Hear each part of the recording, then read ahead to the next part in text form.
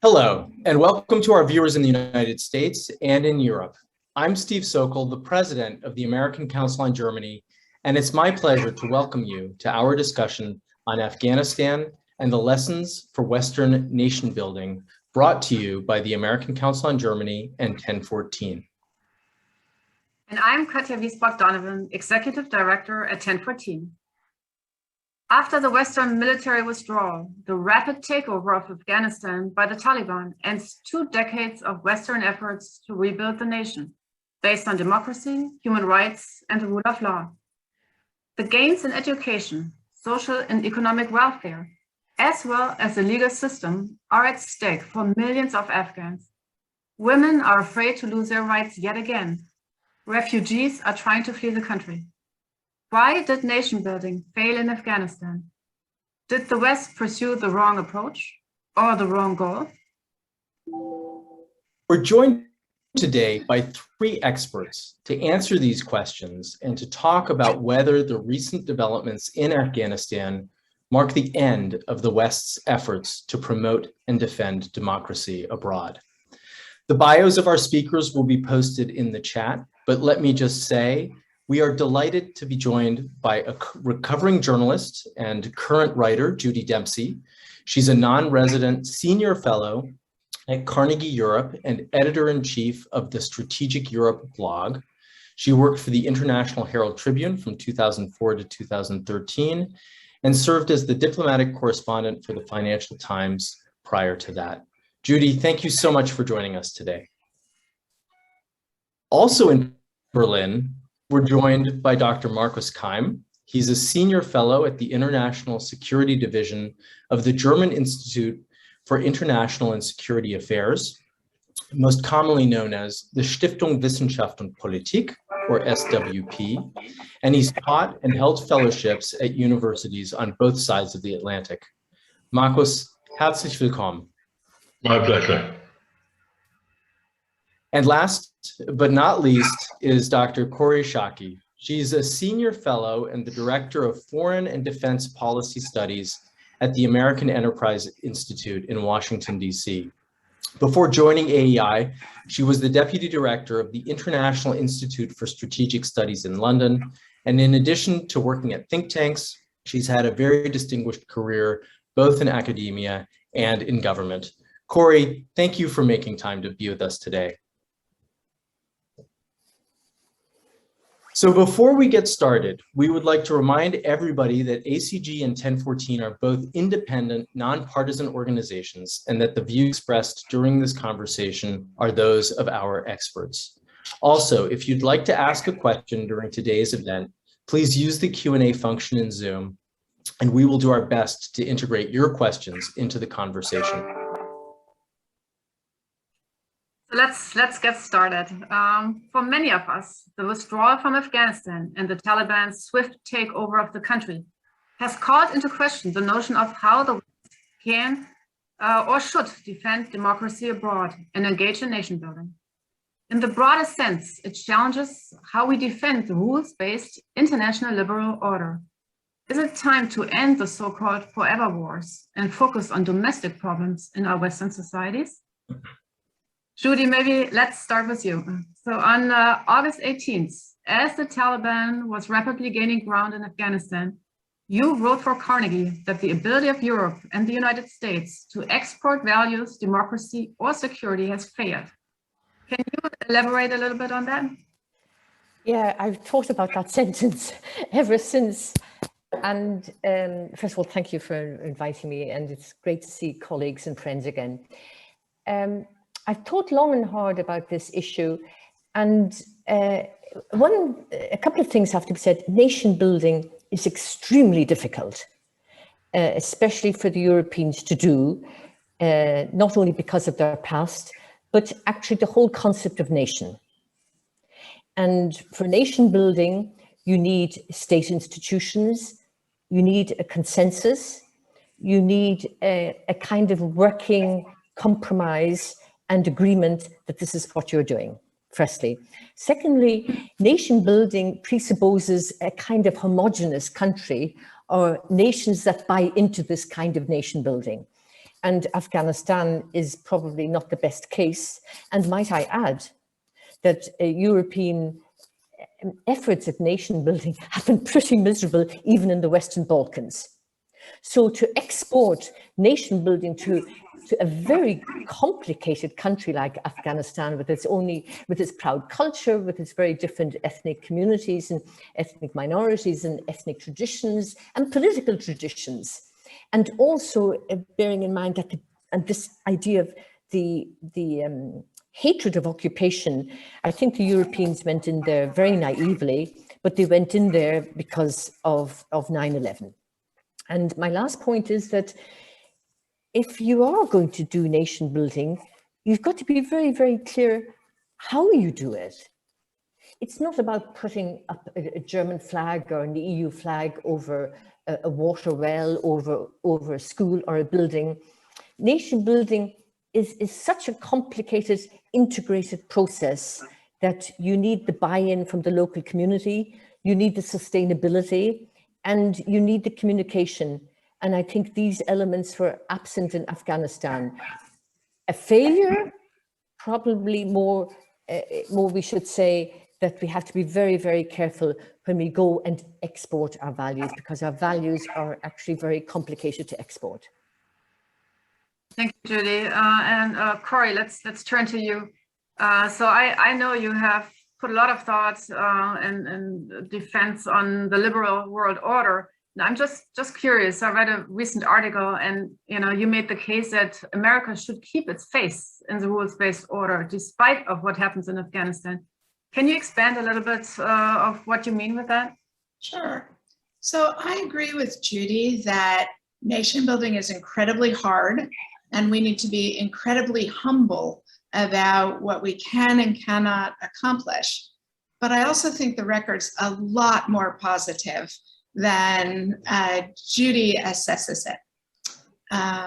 And in part, I think that stems from the fact that I think we should actually be unapologetic about the universality of our values, right? That actually our belief that people have inherent worth and dignity and deserve equality of treatment before the law. All of our societies struggle with it, but we're still right that that's what we should be aiming for, working for, both at home and abroad. And Afghanistan is unquestionably a better place in 2021 than it was in 2020 if you're a woman, if you are socially progressive, if you're educated, if you're the child, in so many ways, we have made Afghanistan such a better place. Something like 80% of the population of Afghanistan is under 20. We created a different kind of potential future for them. And it makes me sad that we are not continuing to help them advance. But 20 years of help is not nothing. And we did it at great cost to all of ourselves and great cost to Afghans in what we were doing. But I don't think we should consider it a failure, just as I don't think we should consider our interventions in the Balkans a failure. I mean, Kosovo would be, Albanian representation in Kosovo would have been extinguished without us. Is it going to be a long time before things politically and culturally change there? Yes. But if you had asked my grandfather who the people in Europe who could never live next door to each other without violence, he would tell you France and Germany. And so yes, it's hard. Yes, it's time consuming. Yes, it's resource intensive. Yes, there are enormous setbacks. Yes, we have made enormous failures. But Afghanistan is a different and better place for innumerable Afghans because of what we tried to help them create there. Thank you so much, Kori. And just a very quick follow-up, because I loved your article and you addressed one issue, and that was the notion of nation building at home. versus nation building abroad. And you just kind of refuted that, you know, there's actually the juxtaposition between the two. So can you just say a couple of Sure. words on that? So for the United States, we have a lot of work to do at home, which, by the way, is not newly true. It's always true of us. Right? When Judy was going through the list of what it takes to create a nation, I was thinking, wow, there are a bunch of those my country doesn't meet. And again, not newly so.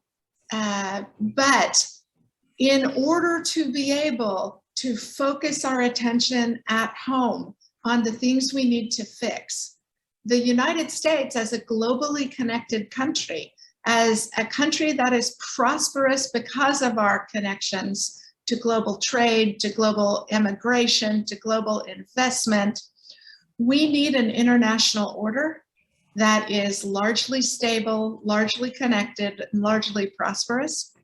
And so if we ignore the international order in order to exclusively focus at home, we will be less safe, less prosperous, have less resources to be able to fix our problems at home, because we don't have the luxury of ignoring what's happening in the world.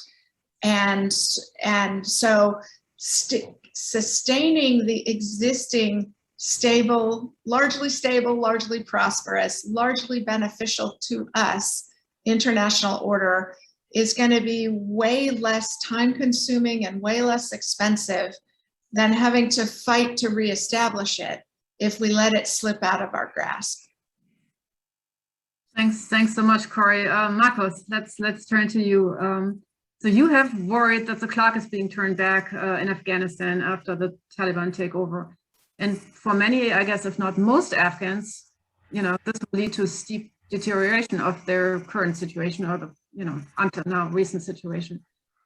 So do you agree with what Kori said, that, you know, Afghanistan is better off in 2021, or what's, you know, do you think, you know, the previous involvement, engagement was in vain, or how do you, you know, what's your thought on what's happening?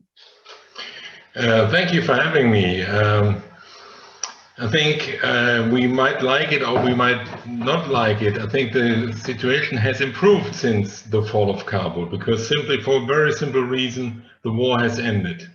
Therefore, the consequences of the war for the civilian population is not so much there compared to 15 months ago or 2 years ago. And I think we have to keep in mind that over the last, let's say, 2 years, the war in Afghanistan mostly affected two groups: representatives of the system, judges, members of parliament, and a handful of other professional groups, and the civilian population. Therefore, this time is over and the war is over. So in a short-term perspective, the situation has improved in Afghanistan. But on a long-term perspective, I would agree with the more dire perspectives. I think we have all realized that the new government has been announced or introduced just today or yesterday evening. And this has been a disappointment, to put it this way. We have 33 ministers, all by the Taliban.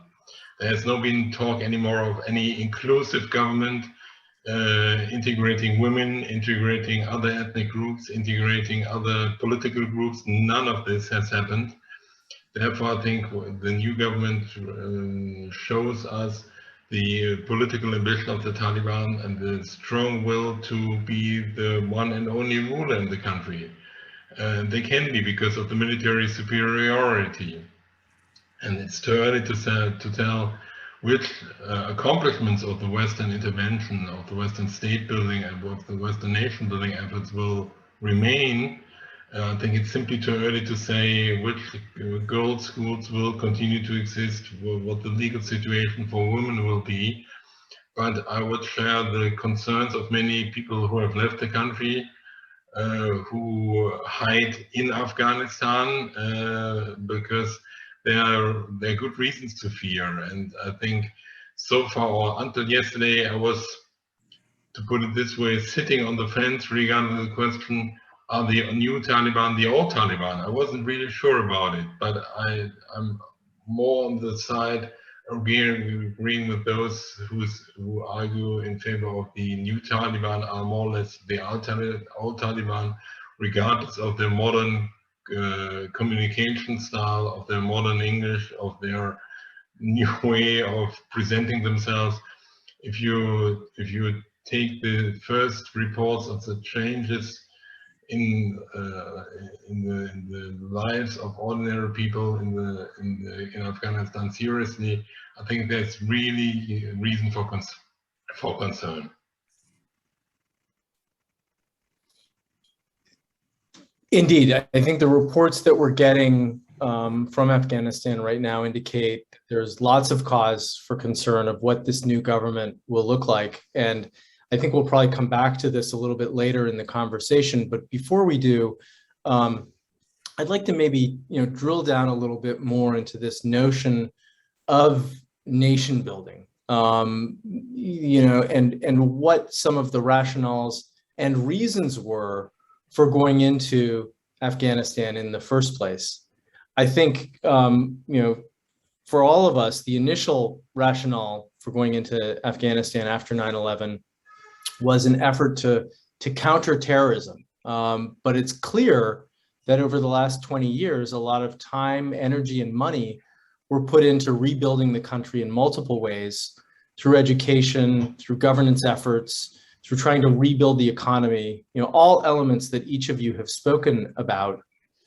And so we have to ask the question, with the Taliban now back in power, sort of what went wrong? Was it the wrong aim? Should there have been a more narrow focus just on those counterterrorism efforts, as the US administration and some allies are suggesting it's been all along right now? Or was it the wrong means? Was there not enough civilian assistance to supplement the military efforts, despite the large amounts of money and large amounts of humanitarian aid that went into the country? So let me start with you, Kori. Just a couple of days ago, Joe Biden said nation building was never a US goal. Do you think that that's true? And sort of as a footnote to that, do you think it was realistic to think that the West could use military force to turn Afghanistan into a stable democracy? So first of all, it's flatly not true that nation building wasn't an objective in Afghanistan. And this is one of many falsehoods my president is perpetrating to try and justify his policy choices on Afghanistan. And second, I think the most important reflection about the use of force for nation building comes from Edmund Burke in 1776, when he said, "The use of force alone is but temporary. It may subdue for a moment, but it does not remove the necessity of subduing again. And a nation is not to be governed that must perpetually be conquered." And it adds poignancy that it was my rebellious country he was talking about, right? And so, of course, military force can't build a nation, but military force security is an essential precursor to the construction of civil society, the empowerment of civil society, the construction of good governance. And I do agree with your earlier point, Stephen, that we committed a lot of military resources to the undertaking. We dramatically underinvested in the other resources necessary to build a nation. You'll recall when President Obama announced his surge in 2009, it was supposed to be a civilian surge that never materialized. So that's one big mistake.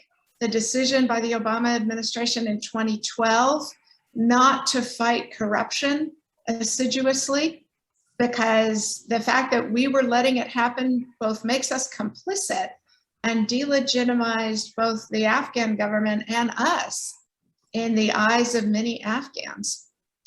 But I really want to emphasize that it is the wrong lesson to learn from the experience of Afghanistan, that it is impossible to do this, and it's impossible to do this well.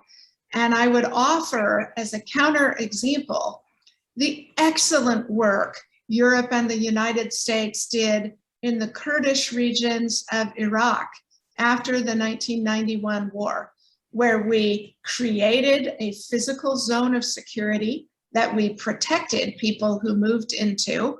We invited NGOs in large numbers. We didn't have people living in refugee camps. We built homes with them. We created communities. We cultivated a leadership that if you're good at neighborhood organizing, how about run for the school board? And if you're good at the school board, how about run for city council?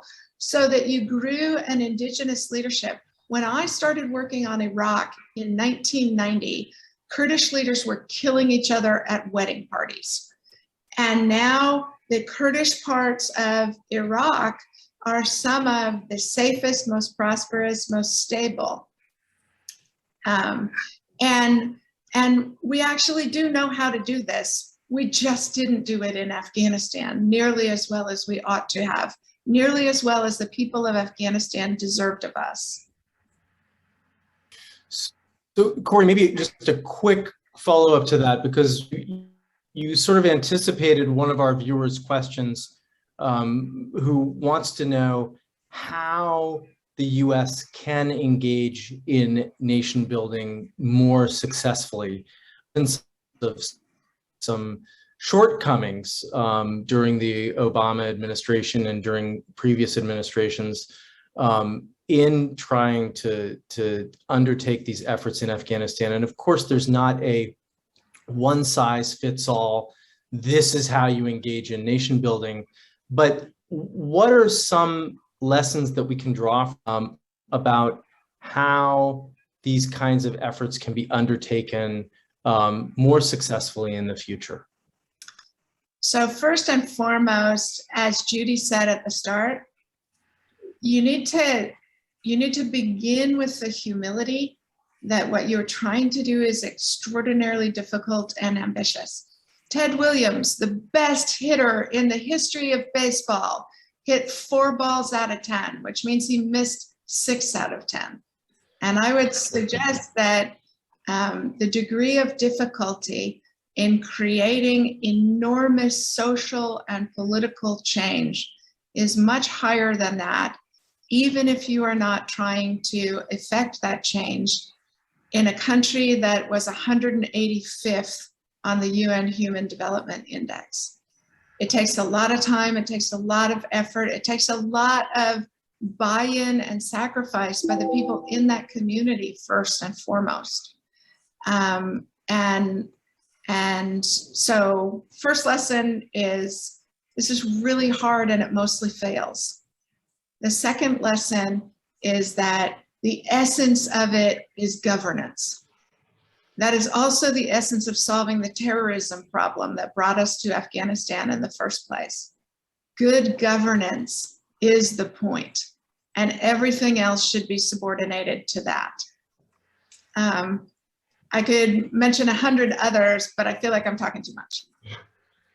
No, that's a great way to get started. And I know that Judy has raised her hand, and indeed, earlier in our conversation today, Judy did talk about how important that local buy-in and local engagement is. And so, Judy, I since you have your hand raised, I'm sure that you want to comment on something that's been said so far, but let you go ahead, and then I might have a question or two for you. Thanks, Stephen. This is unbelievably complicated, this issue. I wonder, is the term nation building wrong when it comes to Europe and the Americans and others in Afghanistan? And I think Kori's implicitly touching on this. This is about state building. If you focus on nation building, it becomes either an exclusive issue or not inclusive enough, or you have to be aware of all the interplays between the various ethnic groups. State building is just so crucial. And here, I think the Europeans haven't been particularly good at state building, but they're learning it. They're learning it particularly with Ukraine, dealing with the corruption, dealing with the oligarchs. But Stephen, it's been such a long process on this, firstly. Secondly, and to pick up Kori's point, the state building, curiously, is not dead in Afghanistan, precisely because of what has been gained over the past 20 years with the younger generation, with this idea of what civil rights means and freedom means. And the interconnection between state building and universal values can never be separated. We are not talking about the West exporting values. If you use the word exporting, you believe it's imposing. We're talking about the universality of values. And whether it's Myanmar, whether it's Ukraine, whether it's Romania, whether it's Afghanistan, it's this yearning for the decency, for opportunity, for individual dignity. And I think this is what is the issue. And this brings in why the Europeans next time round will have to go in with a different agenda, not nation building, state building, long-term sustained state building. And it can work, but it's a very, very long haul. So Judy, let me push you on that a little bit, because, you know, although NATO member states, including Germany, had boots on the ground in Afghanistan, European Union member states supported a lot of the US efforts through its soft power, right? Through humanitarian assistance, through development aid. And there's no question that the military deployment and the development efforts were closely linked. I think there are questions about whether they couldn't have been more closely linked and whether there couldn't have been more effort to coordinate those activities. But in the case of Afghanistan, what could Europe have done differently? And viewers curious to what Europe can learn from this experience. Yeah, it is a great question, because when we talk about Europe, we're also talking about NATO. And both the EU and NATO, since they're complementary and members of one of the same members of the other organization, first of all, they don't like to acknowledge their mistakes. This is the first thing. And we have so many mistakes. We just look at Libya. We look at, Kori, I have to bring up Kosovo. We should not be in Kosovo. You know, we've been there since 1999, which says an awful lot. But the Europeans have to acknowledge the mistakes. And the biggest mistake, I think, in Afghanistan is throwing money in, but also not following it through when it comes to the corruption. If you read the Seagar reports from Washington, they are fabulous reports. I mean, they've been going on for 15 or 20 years about how the money is dispersed. Aid is an insidious instrument in many ways if it's not administered with transparency. Aid it gives an awful lot of people power. It can create a system of patronage, of clientelism. And to really run aid, you need very, very strong people who administer it on the local level and on the external level. And I think this is one of the big issues that the Europeans have to learn, and indeed the United States, firstly. Secondly, and I think we did try, and I think this is where Afghanistan is the exception. The American military element and the European soft power element, they really didn't gel. The Americans had one agenda. I'm not so sure about the European agenda. It was development aid and economic assistance and so on, but did they really conceptualize on state building? And there was so little coming out when you read the European Union reports, and even from the member states, the idea of state building, it wasn't integrated in the philosophy. So I think this is a major lesson. If we are to rebuild Afghanistan, I don't know how this is going to happen, or Myanmar, other issues, heaven knows what's going to happen in Mali. We see what has happened in Kosovo. We're trying to do it in Romania, and they joined the European Union in 2007. It's going to take a huge amount to have state building that won't be blown away tomorrow. And it's got to be done with the outsiders and insiders. One last point, never ignore the diaspora. The diasporas are just hugely important. They're underrated. There've been brain drains from so many countries. This brain drain needs to go home because we need these people.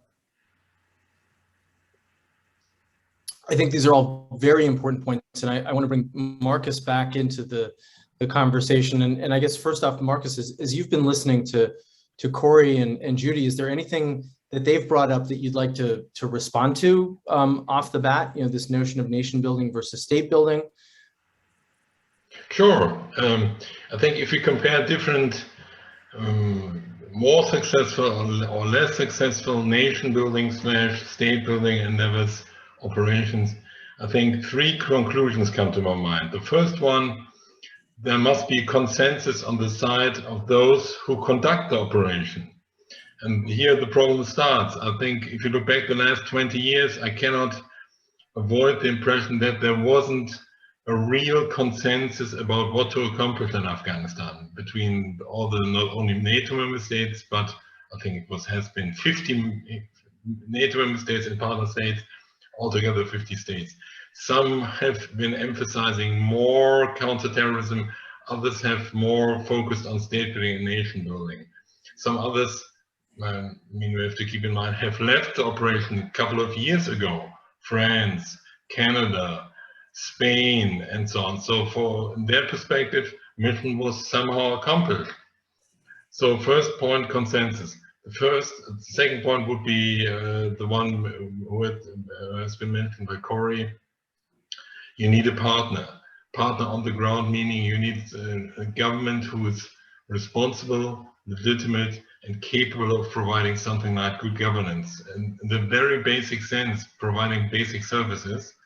And the third one, my third conclusion I would add is you need leverage, meaning any activities must be conditional on the ground, be it in military field, be it in the development field, be it financial assistance. And here I would also add the impression that the longer the mission lasted, the more desperate we all have become, the less conditional the approach has been. And therefore, we unintentionally contributed to the situation. And at the end, let's say in the last month, January until May, we have been confronted, or the Biden administration has been confronted with an Afghan government which wasn't open anymore to US influence, which wasn't open anymore to Western influence in general. And if you do not have a partner on the ground anymore, which is at least open to some of your concerns, open to some of your proposals, I think the case is lost.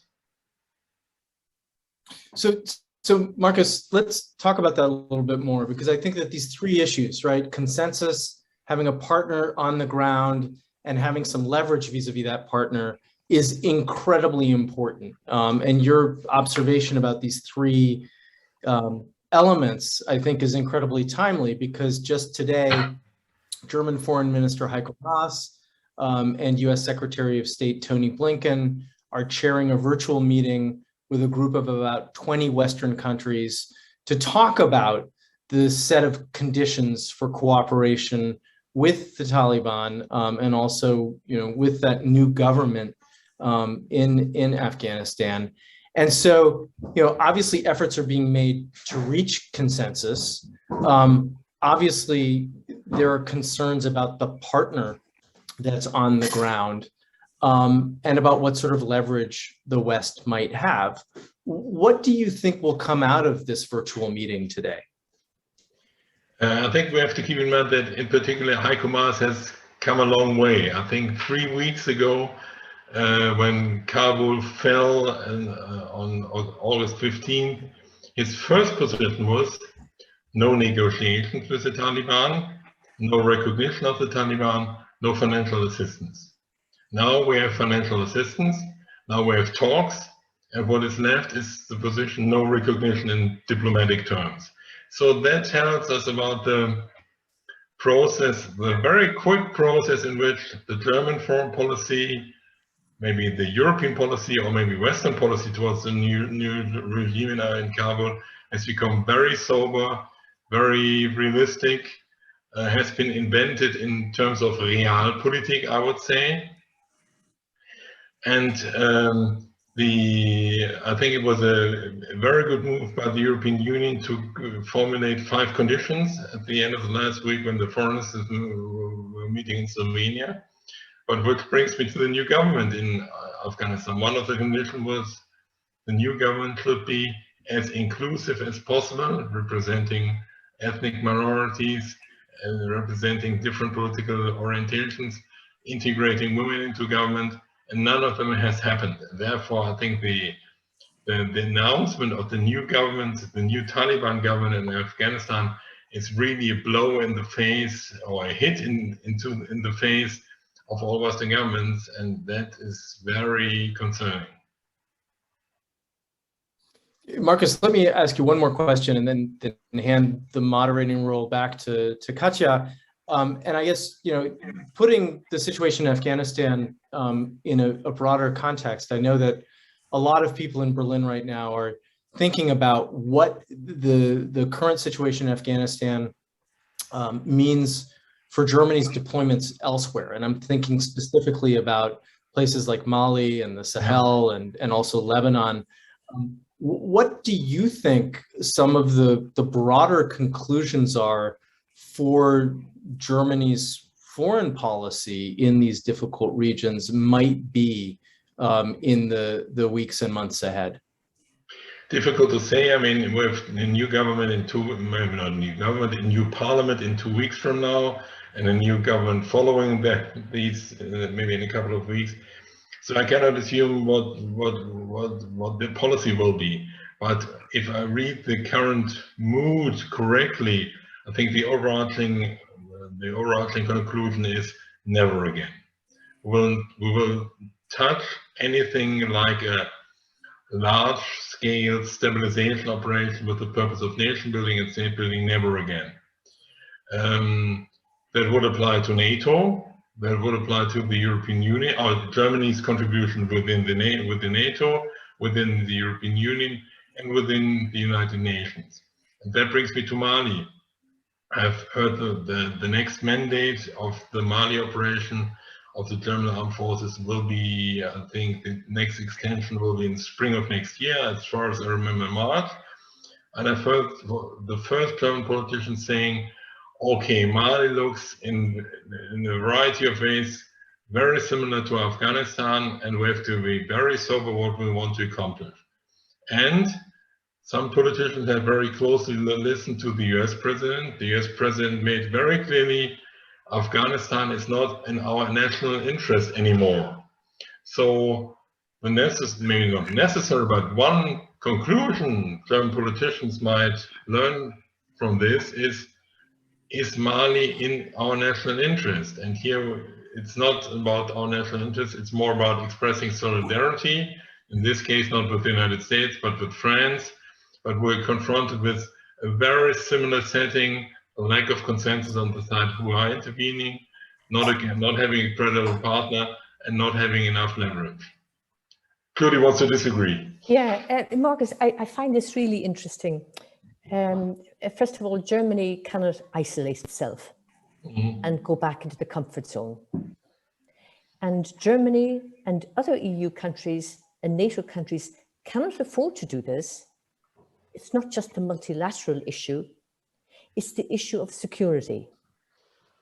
And we are sitting on, I hate using this expression, but we're sitting on extraordinary time bombs in Sahel in terms of migration, in terms of huge refugee crisis, in terms of the huge desertification that's happening in Niger, for instance. It's going to have an extraordinary impact on migration towards Europe. And this is a huge political and security issue for the Europeans. The Europeans cannot build fences to actually cope with this problem. This is the first thing. Germany will have to engage. Secondly, the engagement will have to take, I think, a different angle. These hugely complex conflicts, whether it's Afghanistan, whether it's Myanmar, whether it's Sahel, this should not be a transatlantic issue or an exclusive transatlantic program. It's got to involve regional players. In the case of Africa, but the Africa Union or the other regional institutions there. And we have seen this in Afghanistan, the role of Qatar. Maybe a lot of us don't like some of the policies in Qatar, but the regional players are just so important. And I think this is where a dialogue, consensus, and finding out the different perceptions on how to deal with these conflict areas, it must be, the involvement must be widened. It cannot be a European-American involvement. Otherwise, we'll fall into the same traps as before, and we will be disliked even more. So much, Judy, and I would just like to take up all the your ideas about refugees, migration. You mentioned climate too, but bring it back to Afghanistan for a second.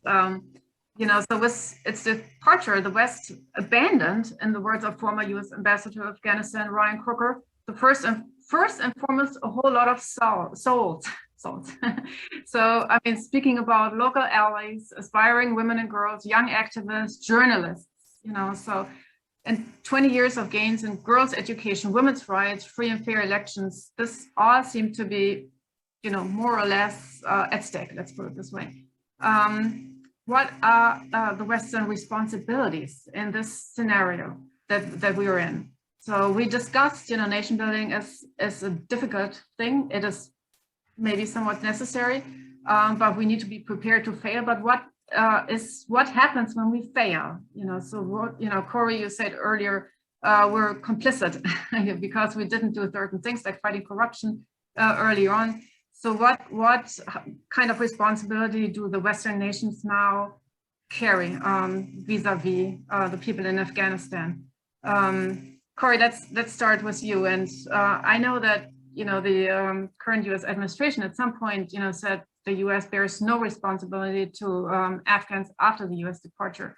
But at the same time, there are a lot of efforts underway, like we see today, sort of to figure out what we'll do from here. So actions speak louder than words, I suppose. So what's your... It is disgraceful that the President of the United States said we bear no responsibility for what is occurring in a country we have had military operations active in for 20 years. I think we need to look that square in the face and acknowledge what a moral failure that is for the leader of my country. But one of the heartening things to take away from what we are seeing in the disaster in Afghanistan right now is that it is an enormous failure of the American government, also operationally, that we have not done better in managing our withdrawal from Afghanistan. It's been beautiful to see the mobilization of American civil society in response to an American government failure. The vibrancy and activism of civil society in the United States of America is one of our saving graces. And watching veterans mobilize to get people to the airport, to get them safely out of the country. I mean, Thomas Gibbons Neff, the reporter for the New York Times, who's a Marine veteran, screening calls so that they can screen people to get them through the gates to safe. Like, it has been beautiful to see the National Endowment for Democracy organizing charter planes and trying to get NGO workers out of the country. So yes, we have responsibilities, and you know, it's sad my government is not taking seriously its responsibilities. On the very day Kabul fell, the State Department tweeted out, "We will use every tool available to us to protect women's rights in Afghanistan." It was shocking to see that level of tone-deaf hypocrisy on the part of an administration that claims human rights are being put back at the center of American foreign policy. And let me be clear, I voted for President Biden. I would vote for him again if Donald Trump were the alternative. And yet we should both do better than this and we should be better than this, because the people of Afghanistan deserve it of us, and the message it sends to the rest of the world about what we will stand for and what we will not stand for is an important second order reason we need to be so much better than this. Thank you, Kori. And in response to that, maybe I understand that the President of the United States said, human rights will be at the center and will be fought not through military means, but through diplomacy, which leads me to Judy, because I think, the European Union is trying just that, addressing all the Afghanistan neighbors to help, mitigate or prevent a potential refugee crisis. So, what do you think of that approach? Is that taking responsibility to sort of and try and help them? First of all, this huge element of hypocrisy on the European level as well. We were sending back Afghanis, a year ago when there was frankly so much conflict taking place in Afghanistan. It was truly shocking and very, very tragic. But I just want to pick up one point, what Kori says about the United States. Kori, the Europeans should be much more outspoken about US policy. The Europeans are quiet inside NATO. We are deferential towards the United States over operations. We actually don't speak honestly or openly about our responsibilities. And I find this very, very depressing. We're a strong economic power, but we don't regard ourselves as equal partners with the United States. And I think this has to change. There's no point in having the blame game that the US is to blame or NATO is to blame or the EU is to blame. Or the blame game doesn't take us anywhere. What will take us anywhere is an honest assessment and reassessment of what went wrong, but where we go from here. And where we go from here is actually giving safety and security to refugees and those that need it, to journalists, to the media, to civil society, to women, to education, and push as hard as possible the Taliban. The Taliban should not have a free ride. Free rides cost money. My third point is probably quite an unconventional one. And I think about this quite a lot. Countries do not like to be occupied. And Iraq does not like to be occupied. It didn't. And Afghanistan didn't. But remember what happened after 1945 to Japan and Germany? And this was a very, very, very long haul. And now look at these two countries. So you're getting into two sets of very different case studies of why one element of state building can be successful and another element, half-baked, failed. Judy, let me just quickly push you on this whole notion of relationship EU and the US with a viewer question. And the viewer asked, when will the EU be finally a real partner to the US or to the United States, also in terms of taking on responsibility, I suppose also in terms of taking on military responsibility and discussing, strategic goals in a way? Well, we won't. Actually, we're 27 members, and the real problem with the European Union that it's not integrated politically. Secondly, the 27 members have completely different threat perceptions and completely different interests. And thirdly, trying to get a compromise over any elements of these and mesh them into one coherent foreign policy, it has been, frankly, almost impossible.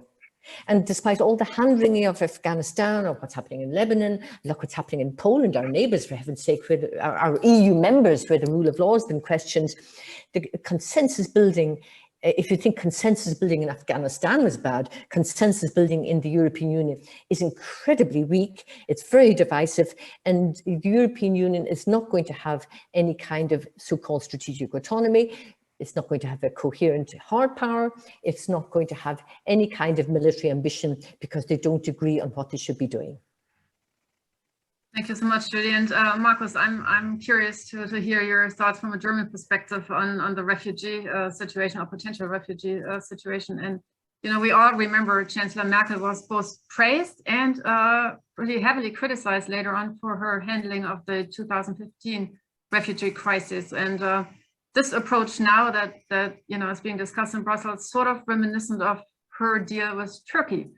So, do you see any parallels? Do you think it might work, or what's the take from a German perspective on what's happening?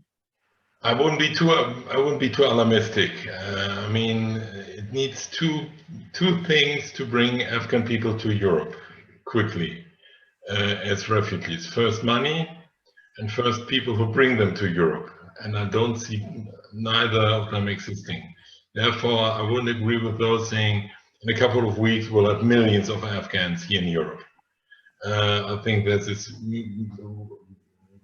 mostly exaggerated. However, I think if you start from the assumption, and this is the assumption of the German political class, and it's widely shared in Europe, we don't want to repeat circumstances like in 2015, with the huge migration flow from Syria, now in the case of Afghanistan. Then you come to the necessary or even logical conclusion that they have to stay in the region, meaning you have to talk to unpleasant guys in Central Asia, which Heiko Maas did last week. You have to support Pakistan, which is a difficult partner as well. You have to talk to Iran, to which we talk under very different circumstances currently in Vienna. So this is a very quick lesson in realpolitik as well, that you cannot pick your partners as you wish, but you have to deal with the circumstances as they occur to you. Second remark, as we approach the finish line of our conversation, I would add a more confident or more even optimistic note that has to do with Europe and the United States. I mean, we all know that Europe followed the United States to Afghanistan. There was no genuine European interest in getting involved in Afghanistan. And now, after we are overcoming the post-Ghani phase, after we have solved the evacuation problem, the key task for Europe is to define an Afghanistan policy for 2022, accepting the Taliban and taking into consideration our own interests, independent from the United States. And maybe this is also some kind of window of opportunity for the European Union. And I know all the problems and I share all the concerns Judy just expressed. However, I think that would be a worthy task for German leadership and the European leadership to develop something like a coherent European, Afghanistan and Central Asia policy, which really should be existing. Well, Markus, I want to thank you for that input here towards the end of our conversation, because as you noted, we're rapidly running out of time. This has been an incredibly fascinating and rich discussion. We've talked about a lot, but there are a lot of things that we've not gotten to yet.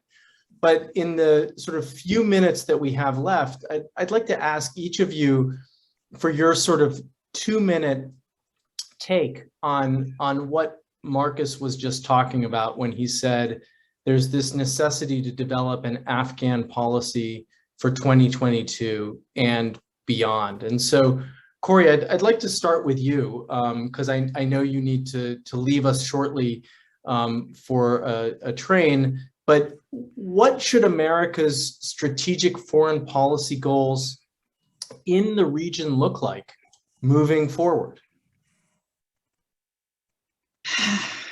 It doesn't matter what they should look like. I'll tell you what they will look like for the foreseeable future. An American government hesitant to believe that military force is an essential underpinning for successful diplomacy, a desire to see Pakistan suffer the consequences of all they did to prevent our success in Afghanistan. An agonizing decision about whether to assist the Taliban's success by allowing it access to financial resources and humanitarian assistance that will be essential for the Afghan people. And figuring out how to protect and support India, given the way the regional balance of power has changed with us writing off Afghanistan. It should be so many different better things than that, but that's what it will be. Well, I want to thank you, Kori, for bringing up Pakistan and India. I mean, obviously, those are two countries in the region that we've not spent a lot of time talking about today. And particularly Pakistan is one that that deserves a lot of attention when thinking about the current situation in Afghanistan. So, Markus, for you, thinking about German foreign policy and German priorities in the region, what do you think the strategic agenda is for the region moving forward? It's hard to say because we don't know who will be in the government, of course, but sort of regardless of who's in the government, what would be some of the basic tenets of that? I think it's pretty likely that the German political class from 2022 onward will lose interest in Afghanistan, because the driving triggers, or those things who have triggered our intervention in Afghanistan, have gone away.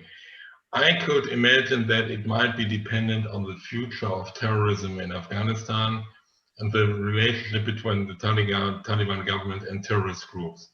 If we're really facing a terrorist incident, which can be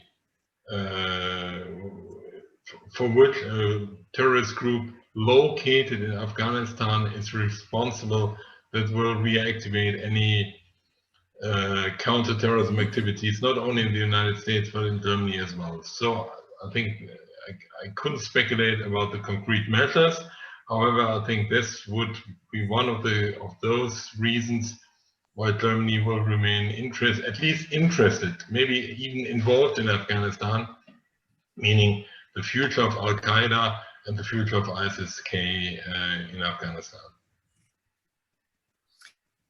Thank you, Markus. And Judy, last word goes to you with sort of a more broader sense of sort of Europe's strategic foreign policy goals, which obviously we've talked about with the fact that there's a lack of consensus within the EU. Thanks, Stephen. So I have 58 seconds. Europe, regardless of the lack of foreign policy, is faced with the competition of ideas. The victory of the Taliban is about a new set of competition taking place and taking on Europe, European values, the European way of life, and NATO. And this is a serious competition, and at the moment, we are losing it. I'm not so sure we can regain it. Having a strategy for 2022 is short-term, it's probably meaningless, but we have to really seriously take stock as Europeans what this competition entails. Does it mean we become inward-looking, which we cannot afford to do with globalization? Or does it mean we actually take a much more considered view, as Markus says, on the real politic? And really, we have to be very careful how we're going to use values again. And my last point, I don't think most Europeans had any idea why we were in Afghanistan.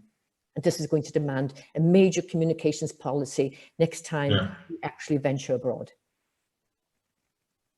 Well, I think all three of you have given us a tremendous amount of food for thought, and I want to thank you all for this thoughtful, nuanced, but also very thought-provoking conversation. A huge thanks to Judy and Markus in Berlin, and to Kori in Washington, from both Katja and me from 1014 and the ACG, for this really insightful conversation. And many thanks to our viewers for raising a lot of great questions. We tried to incorporate as many as we could, but I really want to thank the three of you for joining us today. I hope we can continue the conversation. Obviously, there's going to be a lot to watch in the weeks and months to come, but until then, stay well and stay in touch. Bye. Thank you.